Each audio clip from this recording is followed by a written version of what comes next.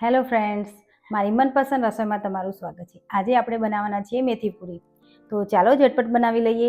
અને જો તમે મારી ચેનલમાં નવા હો તો મારી ચેનલને સબસ્ક્રાઈબ કરવાનું ભૂલશો નહીં।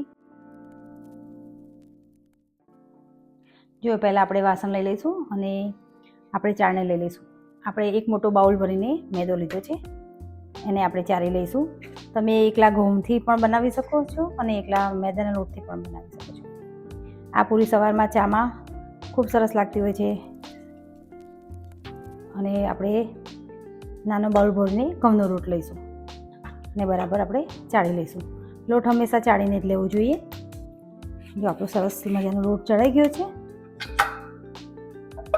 હવે એને આપણે બરાબર મિક્સ કરી લઈશું બંને લોટ। હવે જો આપણે એમાં મસાલા કરીશું।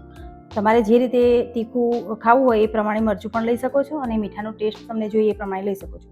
મેં 2 ચમચી મરચું લીધું છે અને ટેસ્ટ પ્રમાણે મીઠું લીધું છે, હળદર છે, પછી અજમો લીધો છે 1 ચમચી અને હિંગ છે અને વાટેલું જીરું છે 1 ચમચી। આ બધા મસાલો આપણે લઈ લેવાનો છે।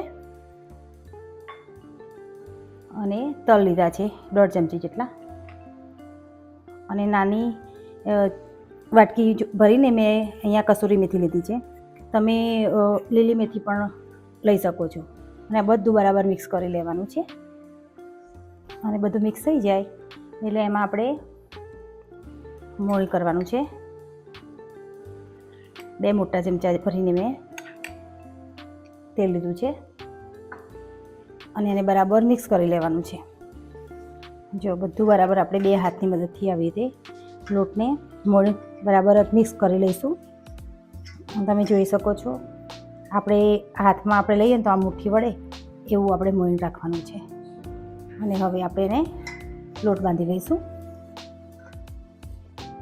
થોડું પાણી કરીને લોટ બાંધીશું। લોટ કાઠો રાખીશું, આપણે ઢીલો રાખવાનો નથી। જો આપણો સરસ મજાનો લોટ બંધાઈ ગયો છે અને આ રીતનું રાખવાનું છે આપણે। હવે એને આપણે 15 મિનિટ રેસ્ટ આપીશું। જો આપણે 15 મિનિટ થઈ ગઈ છે અને લોટ પણ સરસ પલળી ગયો છે। હવે એમાં આપણે 1 ચમચી જેટલું તેલ નાખી દઈશું અને એને હાથેથી થોડું સ્મૂથ કરી લઈશું।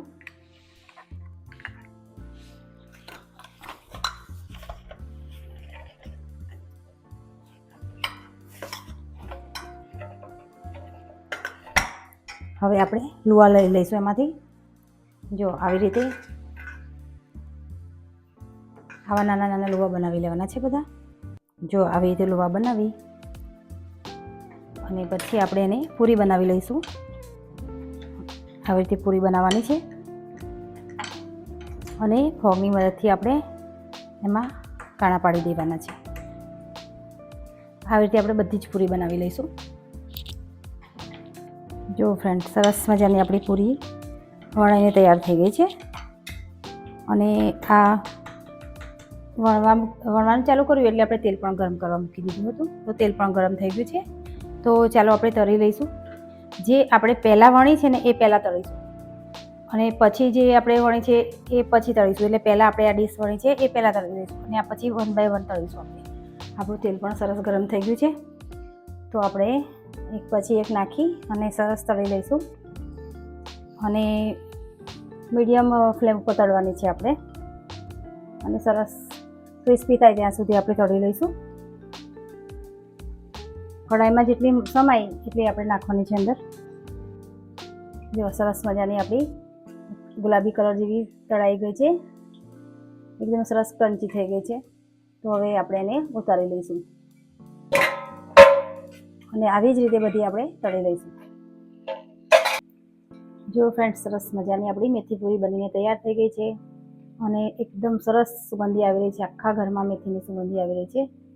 તમને ચાની સાથે ખાવાની ખૂબ જ મજા પડશે। તો ચાલો, આપણે બની ગઈ છે, હવે એને સર્વ કરી લઈએ। જો ફ્રેન્ડ્સ, સરસ મજાની આપણી મેથી પૂરી બનીને તૈયાર થઈ ગઈ છે। જો તમને મારો આ વિડીયો પસંદ આવ્યો હોય તો મારી ચેનલને લાઇક, શેર અને સબસ્ક્રાઈબ કરવાનું ભૂલશો નહીં। અને ખૂબ જ સરસ ટેસ્ટી બની છે અને ક્રન્ચી પણ બની છે। હું તમને તોડીને બતાવું। જો એકદમ સરસ બની છે, તમે પણ ઘરે બનાવો।